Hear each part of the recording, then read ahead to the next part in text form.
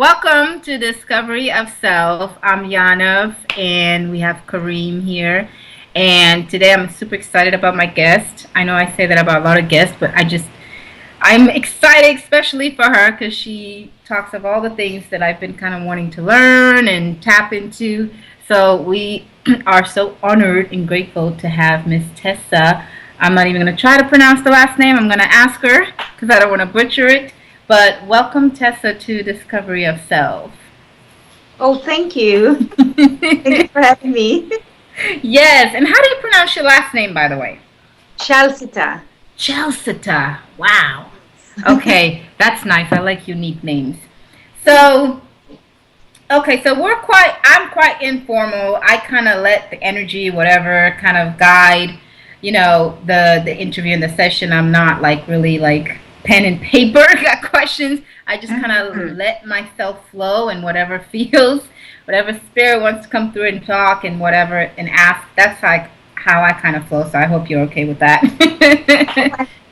Very okay. Prompted. Okay, awesome. Well, we always like to start with our guest kind of telling us a little bit about their background, how they came about to be how they be, and we're all on this journey. So I kind of know a little bit of your story from watching interviews and reading, and fascinating. So, but for those who don't know, could you kind of give us a little background? Okay. I'm currently doing Akashic Records healing. I'm a teacher and I'm also a spiritual writer. And I just published a book which is called Universal Conscious Self. And I have so many things happening right now. I'm also a full-time nurse. And yeah, Wow. so yeah, I don't know how I handle everything, but that's what's happening. And my home is actually open to people that are resonating in this level of like spirituality. So every week we have meditations and teachings, and it's exciting. I bet. That's a lot that you're partaking on. Wow. that's Yeah. that's pretty good. So tell us a little bit about like your childhood growing up, because we hear a lot of people that are kind of like in your position.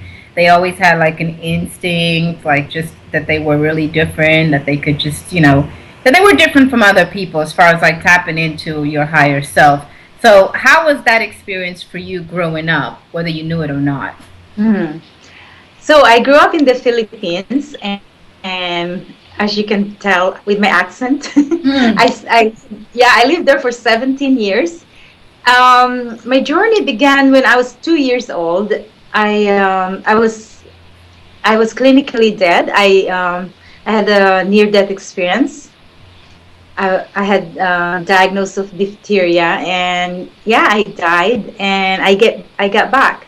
So I had an out-of-body experience, and it's like so vivid. This memory, like I've seen my mom, carrying my body, and my two brothers running in the hospital hallways, and my family, which is like a huge family. I came from 10, so I have six brothers and three sisters.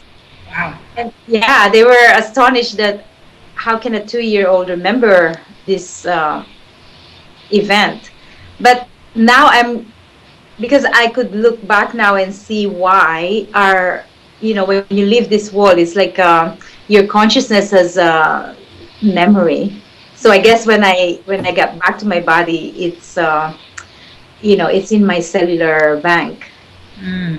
So it's amazing. Like my childhood was really like I thought I was normal, but I guess I was always playing with angels. I would have visions and like premonitions. Like one time, I remember my brother. He flew to the Philippines, and I dreamt that his flight was canceled.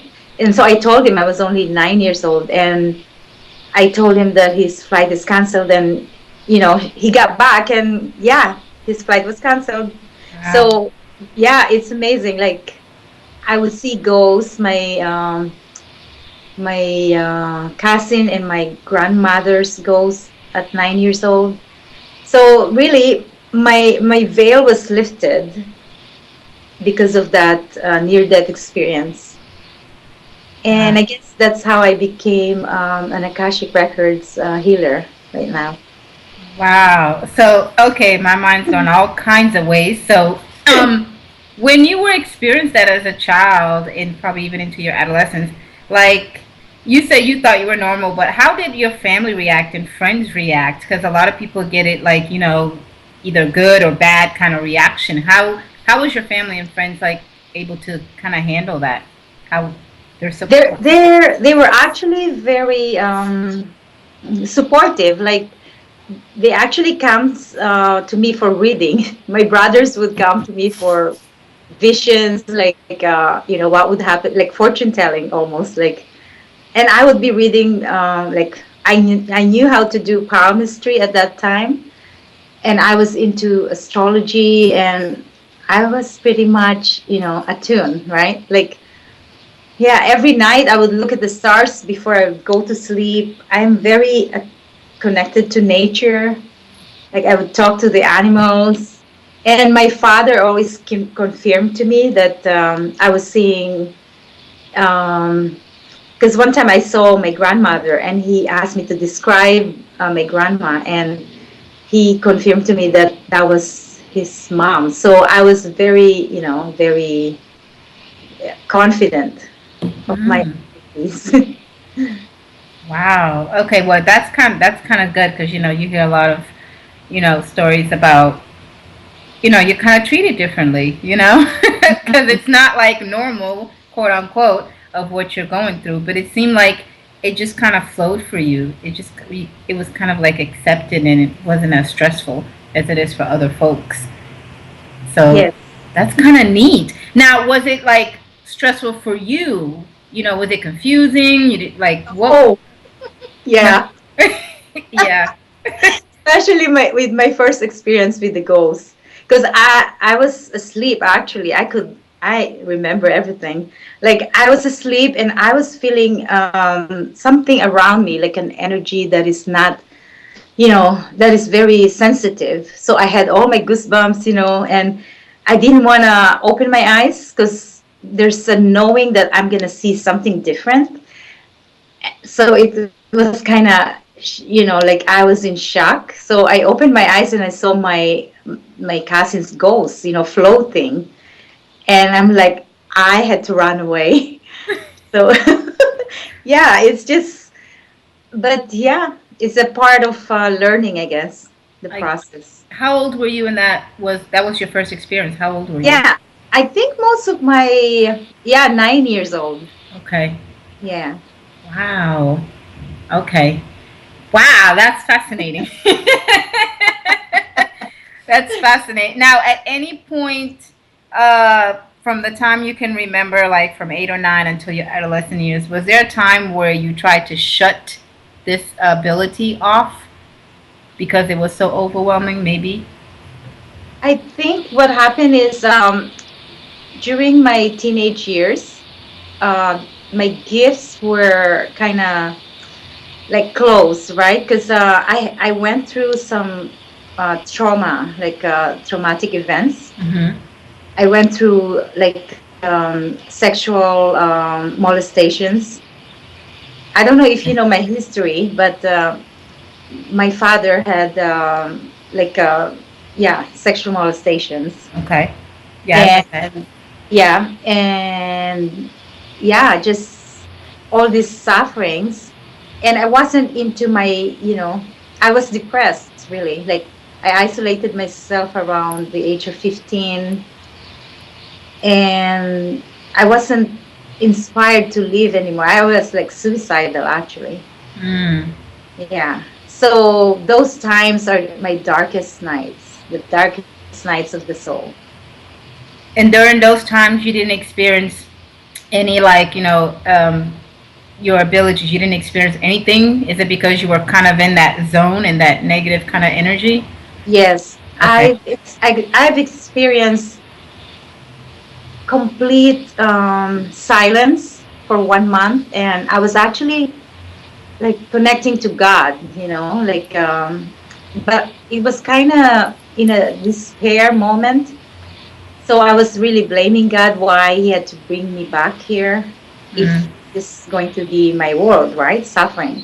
So I didn't really understand why I had to suffer because I was pretty much very joyful kid, everything was given to me. But then that was the turning point of my life around 15. And then I had an abortion, and then I had all this guilt and shame because I was Catholic. I was raised Catholic. And finally, around 17, I migrated in Los Angeles, California. But still, I was not my joyful self because Mm-hmm. yeah, I was being treated for mental illness, all these things that are really crazy because it's all about the pain, and the trauma that what wasn't really addressed by the family because they're trying to, they didn't want my father's stuff to come out. So Mm. yeah, Okay. And that's a good thing that you mentioned because a lot of people, whether they have these abilities or not, they go through. are feeling the love and just wisdom and the truth, and you're feeling joy because you are awakening, you're being activated. Mm. So Yes. there's yeah. So Yes. people that would listen to our conversation would also feel being, would also be activated with our communication because this thing happens because of our higher selves and the ascended masters creating this moment. Well, I'm grateful for them because it's a very warm, serene feeling to the point where I may not have any questions. I may just bathe in this energy. That's what happens to me. So, just a warning if I'm Well, silent. you will wake up. It's good that Oh, you can feel it because it's so that means you're really open and you're receiving so many, the gifts, right? Like, yes, yeah, it's yes, just amazing, amazing times we have. We could do healing long distance, we could do healing right at the moment, like really it's amazing. There's just unbelievable. Like we chose this moment for our awakening, yeah, our yeah. human species. Yes, I am being awakened. Yeah. I'm opening up a lot more, and it's funny you say that because I've always kind of been kind of very shut. So now it's like a learning process. I'm learning to just let go and not worry and just be open and love. And all of that is inherent, natural in me. It's just, through things that you go in your life, you tend to block and to close it. So the fact that I'm able to kind of feel and open myself more that I'm finding out is just it's beautiful. Like it's like wow, just let go. Yes. So, like you said, I've always been a joyful, bubbly, and that comes out in me. So somewhere down the line, through relationships, through what have you, that light was just slowly flickering away.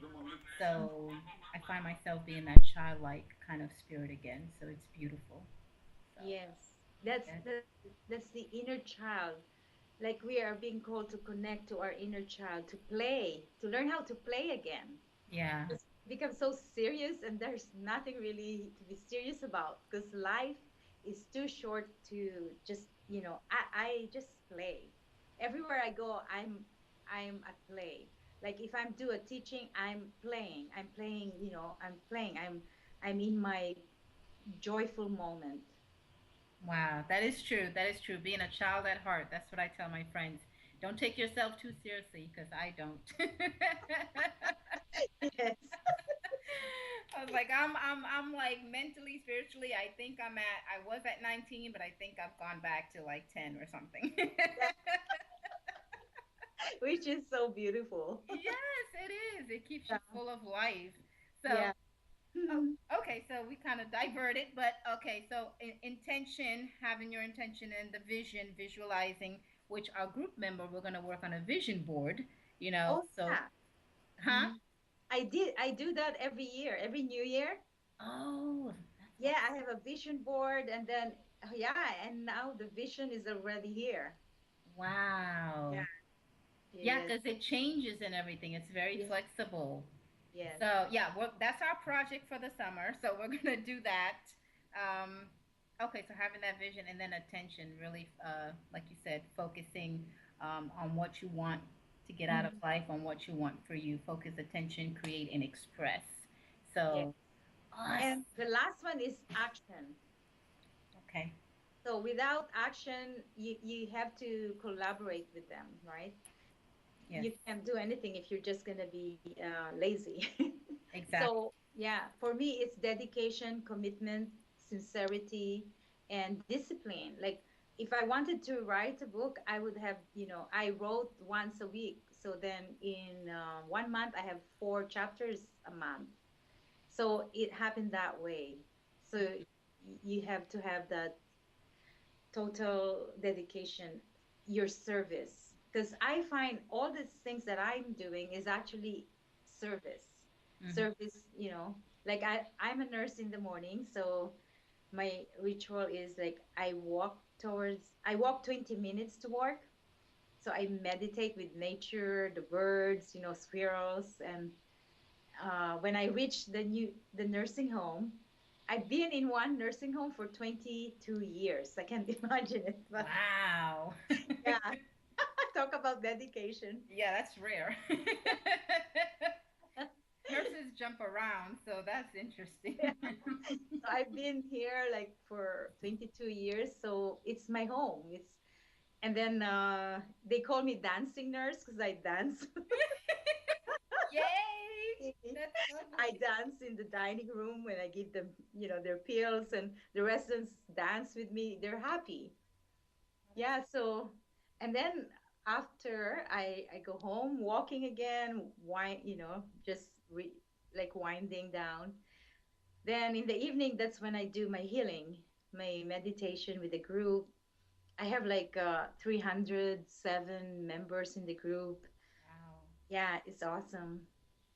You just feel all this love. So I'm creating like a community here, basically. That's what it's about, Yeah. connecting and not being divided like everyone thinks we should be. So Mm. that's beautiful. That's interesting. You said community because I was listening to Max Egan. I don't know if you've heard of him, but he, Mm. he talked about the power of possibility, and in it he talked about we need to start getting out of our mind that we need to be divided. We need to be connected. We need to create communities to embrace one another, to love one another. So Yes.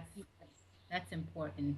So that's the start of discovery. That's why we created this to kind of reach people and show people that hey, you don't have to be super rocket scientists, what have you, to really start. You can start small, start in your community, and that's how it begins. It's a rippling Yeah. effect. And So yeah, that's how I began. I just created the meetup group.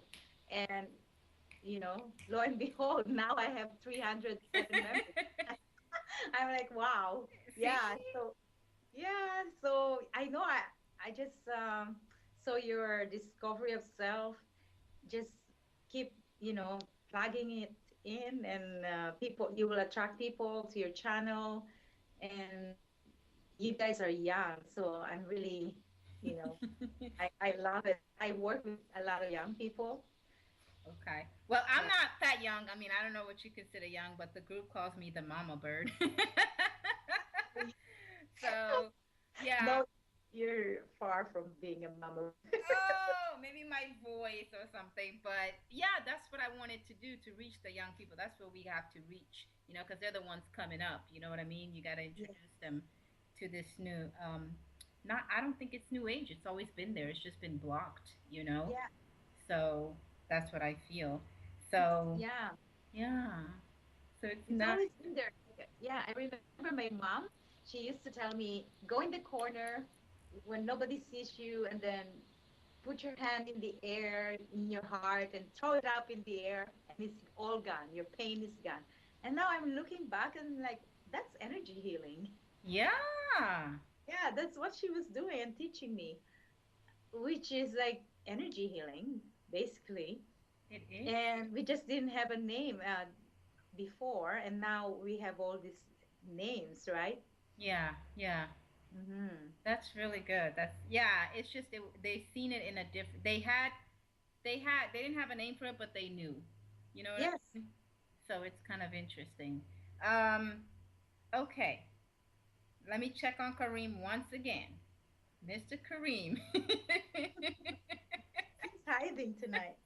This happened with another female guest. We just had like a girl talk, and then he was able to come in once or twice, but I guess he's just making sure we don't go off air. which Probably he's really watching. yeah, which is important. So okay, I'm interested in you talking about. You already kind of alluded to it, the Akashic records, and I saw the steps on how to access that. And for some folks, that will look very overwhelming and intimidating. And it's like, what? How do I know I'm doing it right? How do I know it's working? So, can you speak on that as far as How to access? access your records? Yes, the Yes, process. Yeah. yes. Well, there are different ways of accessing your records. Like when you're dreaming and you're astral traveling, those are access to your records. But the path that I'm teaching is actually through a pathway of prayer. Mm, Yeah, there's a lot of teachers who are teaching pathways of prayer. So basically, it's like an initiation to this portal. So what happened is I'm teaching the guidelines and the procedures and the details. But the most important part is actually the forgiveness. mm, So, yeah, people who are ready to forgive are are attracted to the Akashic records because you cannot go to the Akashic records if your heart is not ready to forgive, because mm. that's the pathway. Okay, Yeah. that's deep. Yeah. Hmm. Well, how do you know you have reached that forgiveness of? How do you know you have reached? Because forgiveness, everybody has their own perspective on it. Mhm. How do you know for you that yeah, you have forgiven such and so, or is it? Because your teacher will be guiding you. Like I would be there with you. For example, if you cannot open your records, I would be there to clear the blockage, right? So basically, what I do is the students that are not accessing the records have to do like healing with me during the workshop. Then I would be clearing the blockage. Like some students aren't able to open their hearts because there are some like painful events, not even in this lifetime, it's actually from their past lives that they had to reconcile. And so there's a lot of layers until this person is fully open and would be able to access. Mm, Yeah, and also there's also releasing of attachments in our energy fields. We're only talking about the light and the love, but really, before I became a healer, I was dealing with some dark force. okay. So yeah, so there's entities, there's attachments, there's blockages that we need to clear. We need to clear the energy fields of the person. So when that is clear, that's the time that this person can go through this prayer and open his records. And it's actually journaling. So a person would ask a question, for example, what is my highest potential? Mm, And when he asks the question, and he had done all the forgiveness and the releasing of attachments, clearing the energy fields, he would receive a flow of answers, which is which is consciously flowing. It's like the person has is conscious, is not, you know, has open eyes, right? Okay. So sometimes the answers would be like so practical, like that you would think that it's your mind dictating, you know, the answers, but really what happened is because you're in a sacred space and opened the you have opened the access to the akashic records, so the flow that's being given to you, the answers are the truth, right? Mm-hmm. And then you journal, and I the more you journal with the akashic records, the more evolved you will get. So I'm very faithful. Like Yeah. I open my records every day, and yeah, it goes from there. Okay. So it's just okay. So the that process. So how do you distinguish between? Because you say it's a light, yeah. You don't get like the messages like in words, like people think. It's sort of like an energy, or how do you distinguish it from being the ego, or from being, that true spiritual stuff? How do you distinguish the messages are that? Well, it's from your heart. Okay. Yeah. So whatever your question is, the answers are coming from your heart. So basically, like your mind is aligned. We have to align your mind and your heart to Mm. be fully congruent. So you will know because you know, you're like a truth detector. I find our body is Yeah. naturally truthful, right? Yes. When something is off, you just know because you have, like, we are built, you know, we have built in conscience, Okay. and Yes. our consciousness is our GPS. Yes, that's true. You say that because they said that because I'm a dancer at heart, like that's my love, and you really can't hide anything unless you intentionally hide it during dancing. But dancing is like that form where, it's your subconscious talking, it's your true self talking. So, and I always tell people if you want to get the core of me, watch me dance. Yeah, Yeah, so that's yeah, where that's that's where I come beautiful. out. Love dancing. Isn't it so freeing? It's freedom. Oh yes, it is. It is. Yeah, dancing is like your soul dancing away. Yes, yes. Yeah, it's totally freedom. I can do it all day. That's so beautiful. I love dancers. Yeah. Oh, wonderful, wonderful. Yes. Well, I am at heart. I've always loved it. So, um, okay. So that's the process. And I felt like when you were explaining that process, I felt like I'm doing it a little bit, but with me, it's where the doubt comes in. It's where it's like, okay, is this really what I'm supposed to be feeling? And I try to get away from the thinking. I'm trying to Uh-huh. learn how to unchain that. Uh-huh. Um, so it's a learning process. It is. It's shutting the ego, the head. Yes, yes, Yeah. yes. That's what's a lot You, of. yeah, you just getting used of that skeptic. Like, just know that you have a skeptic voice. Everybody has a skeptic voice. Okay. So when that skeptic voice is talking, be aware of that, and then recognize the skeptic voice for what he is, and let go. Hmm. Mm. Okay. And know that this is just a thought. Okay. Yeah. Okay. And like I said, that what you said about from your heart, those are where the answers are. That kind of is a good guiding point. So, because I tend to feel a lot it in there, but some for some reason people just shy that they push that away. It's very interesting. And also they judge themselves. There's a Mm. lot of judgments that and like limiting beliefs, you know, like They would judge themselves. Oh, I cannot do this. Who am I to do this? I'm not good enough. These are all the judgments, the Mm. critic. So yeah, I also do like archetypes, archetypal energies. Mm-hmm. One of our archetype is a saboteur. Oh yeah. So we sabotage our own self and we victimize our own self.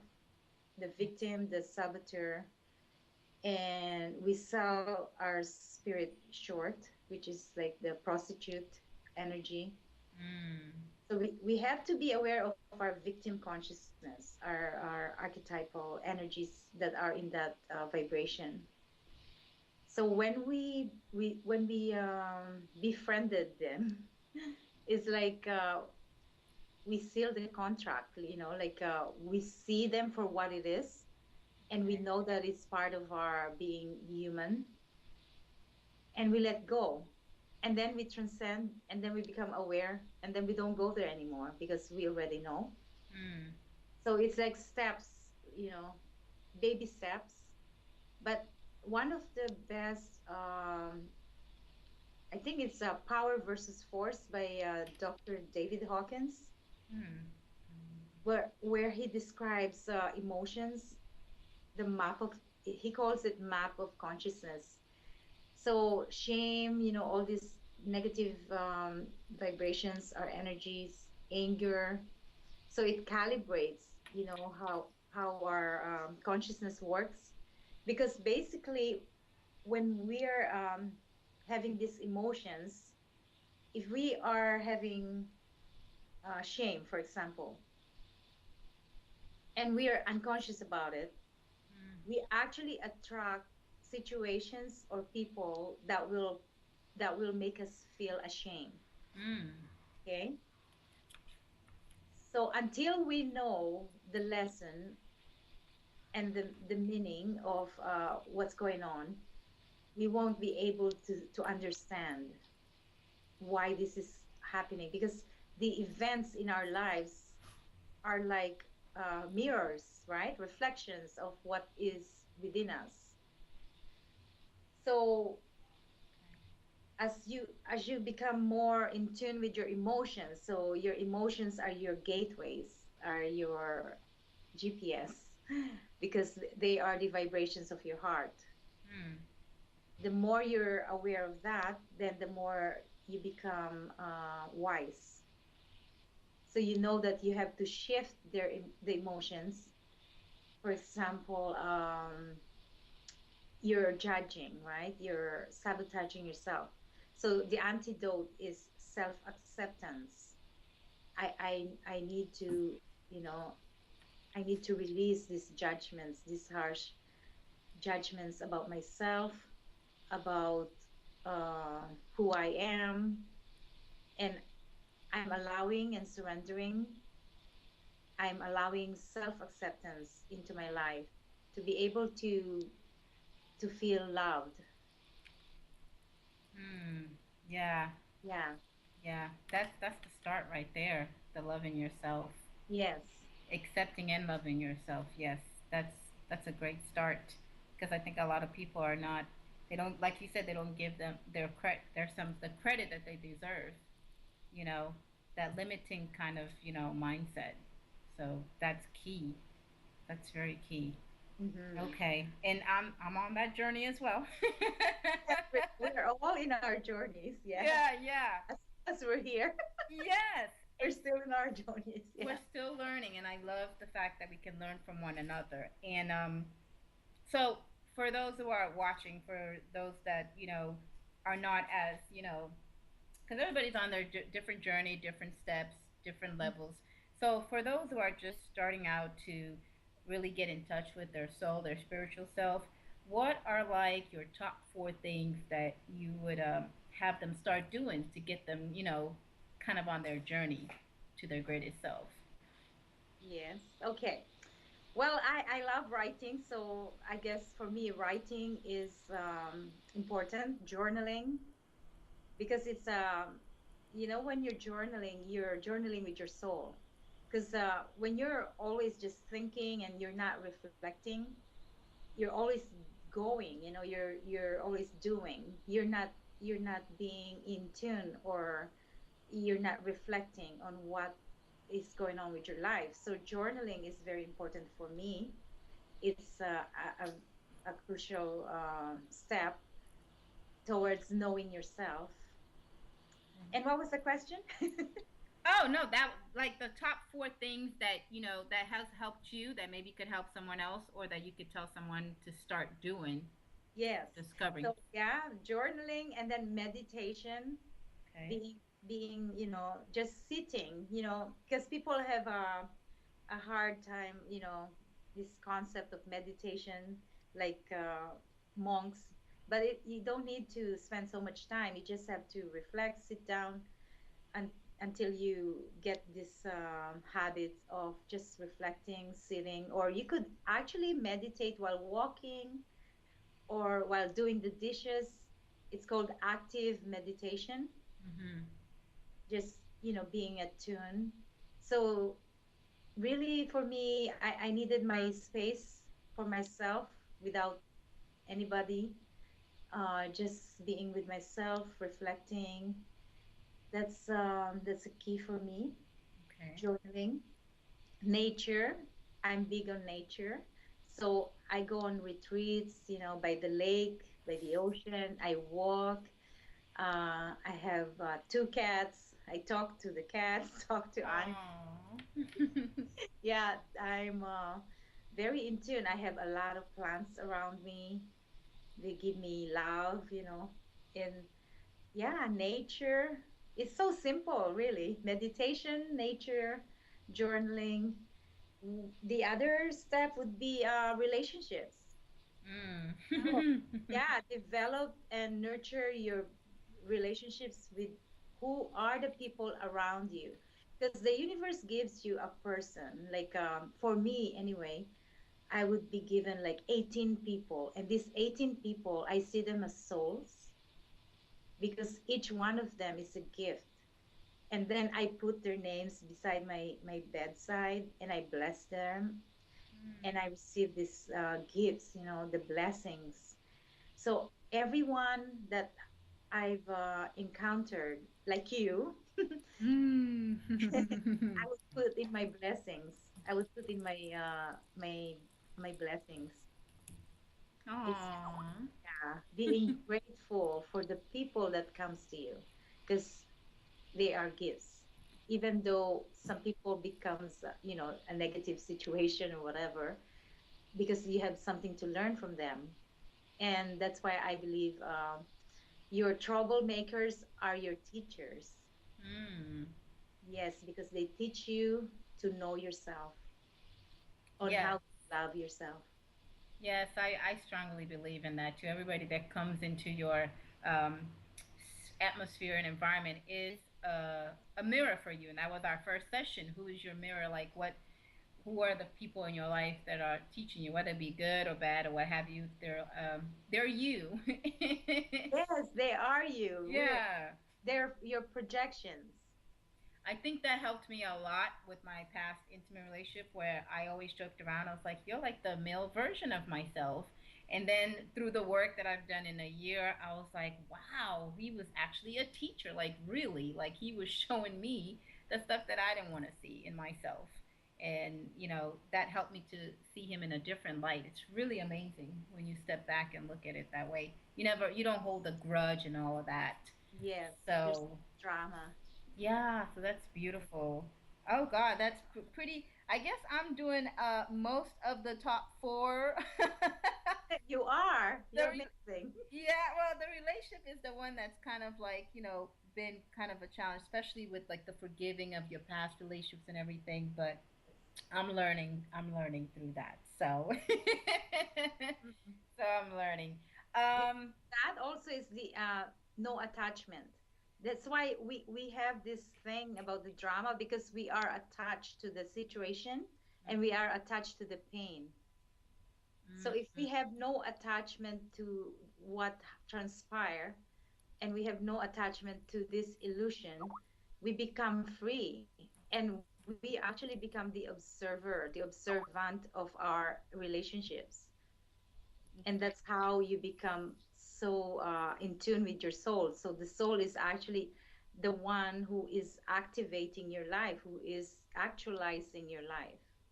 Yeah, that attachment is key in Yes. everything, to Hmm. learn to let go, and you know Surrender. that that's a challenge. That ownership. I'm gotten better. Yeah. I've gotten better, so that's something that I'm proud of. That don't have that ownership mentality. So Yeah. so That was yeah, that's awesome. Well, I guess Kareem let us have our girl talk, and we're gonna kind of end it in a few minutes, but I wanted to play a little fun game oh yeah. that I thought you'll be the first one to take part in it, and it's sort of like what uh, taking it from like Ralph Smart. You know of Ralph Smart? Not really. Well, he's an incredible motivation speaker. He has videos like every week. He's fantastic. But he always ends like the session with like a sentence and then you fill it in. So the first thought that comes to your mind. So I'm like, Tessa would be perfect. And I don't know why I didn't think to do that with my other guests, but I like to have fun. I like to play like you. Yes. So I'm gonna throw some like four things out there, and you just kind of complete the sentence With one word, right? with one word or a statement. One word is even challenging. Wow. I know. I'll let you decide. How about that? Okay, one word. Yes. Okay. Love is. Love is beautiful. Mm, I feel most at peace when. I'm in silence. Mm, um, my favorite food to eat. It's Thai food. Pad Thai. That is beautiful. Um, you know that you have healed. It's an ongoing journey, but you know that you have reached your like top level healing when. When you stop seeking. Wow. Okay. Nice. Mhm. That hit like the middle of my forehead. That hit right there. So okay, stop seeking. Okay. Well, I've I've had an energetically orgasmic experience. Um, I don't. There's no words to describe it. I've just throughout this, I just had a surge of energy. Just I'm surprised I was even able to talk and ask questions, but I did. That's But awesome. yes, it's been amazing. So, Mm. where can our viewers find you and take advantage of your work and all that good stuff? They can find me at thepurpleoasis.com. Okay. Yes. And my number is 778-238-8884. Okay. I live in Burnaby, British Columbia. And also in Facebook, my name's Tessa Shalcita, Zialcita. Yes, I Also, love. my book is Universal Conscious Self. It's out in Amazon and Balboa House. Okay. I've never heard of that. So I learned something new. You'll find it in my website under, I think it's under service. I'm not sure, but it would be there. Yeah, and we'll post your website and all that information on the link. Kareem will do an awesome job about that. So, Are you in Facebook? no, I just left Facebook. I'm on a 30-day hiatus. Okay. Well, you could put your discovery of self in a page in Facebook, and that's how, you attract people. Yes, we do have one, and it's actually been. I might just have to activate my Facebook, but it is on Facebook. It's actually a group, Discovery of Self. Oh, Yeah, cool. I and then will. Yes. Yeah, then we have a page that's called Universe on Skype, which was originally our name. Oh, wow. So yeah, we have those too. So I will make sure this session and all that information gets up there. So I'm grateful for your time. I mean, there's a lot. I'm gonna process it, but Yes. it's been amazing. So, but we're not done with you. We're never done with none of our guests. So You whenever can call me anytime. Yes, whenever the spirits come around, we'll just reconnect. And like I said, I think this will benefit a lot of folks. So it's benefiting me. So it will. So thank you so much, Tessa. You're welcome. Okay, bliss and love. Namaste. Namaste. Bliss. Bye. Bye.